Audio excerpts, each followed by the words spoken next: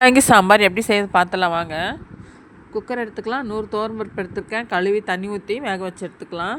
மஞ்சள் பொடி ஒரு 1/2 ஸ்பூன் போட்டுக்கலாம். இப்போ 4 விசில் வரட்டும். இப்போ முள்ளங்கி எடுத்துக்கலாம்.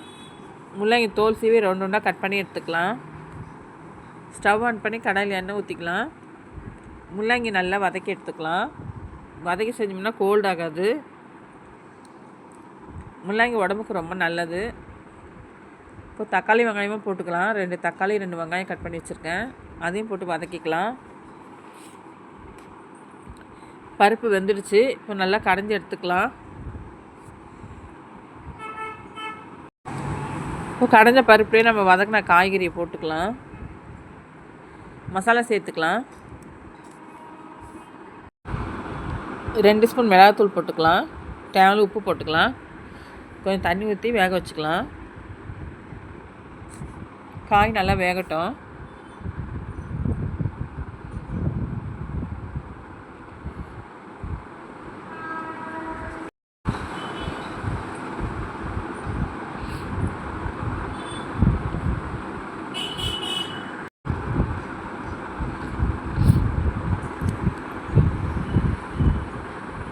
இப்போ காய் நல்லா வெந்துடுச்சு. கொஞ்சமாக புளி ஊற்றிக்கலாம்.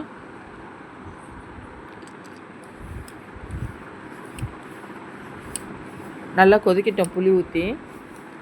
இப்போ ஸ்டவ் ஆன் பண்ணிட்டு கடாய் போட்டுக்கிட்டேன். எண்ணெய் ஊற்றிக்கிட்டேன். கடுகு உளுத்தம் பருப்பு, கொஞ்சம் காஞ்ச மிளகா போட்டுக்கிறேன், 1 மிளகா, கொஞ்சோண்டு வெந்தயம் போட்டுக்கலாம், கொஞ்சம் சீரகம், பூண்டு நசுக்கி போட்டு தாளிச்சிக்கலாம்.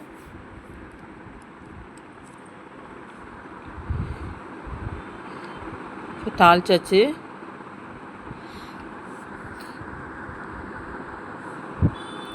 கொஞ்சம் கருவேப்பிலை போட்டுக்கலாம். நசுக்கி வச்ச பூண்டையும் போட்டுக்கலாம்.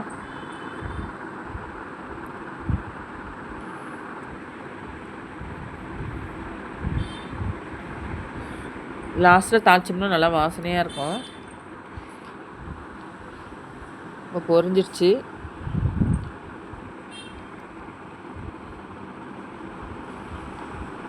சாம்பாரில் எடுத்து ஊற்றிக்கலாம்.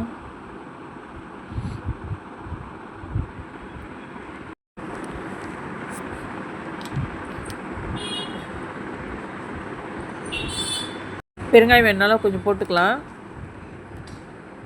இப்போ சாம்பாரில் போட்டாச்சு. கொஞ்சம் கொத்தமல்லி கிள்ளி போட்டுக்கலாம். செம்ம டேஸ்ட்டாக இருக்குங்க. இந்த மாதிரி பண்ணி கொடுங்க. பெரியவங்களும் சாப்பிட்லாம், குழந்தைங்களும் சாப்பிட்லாம்.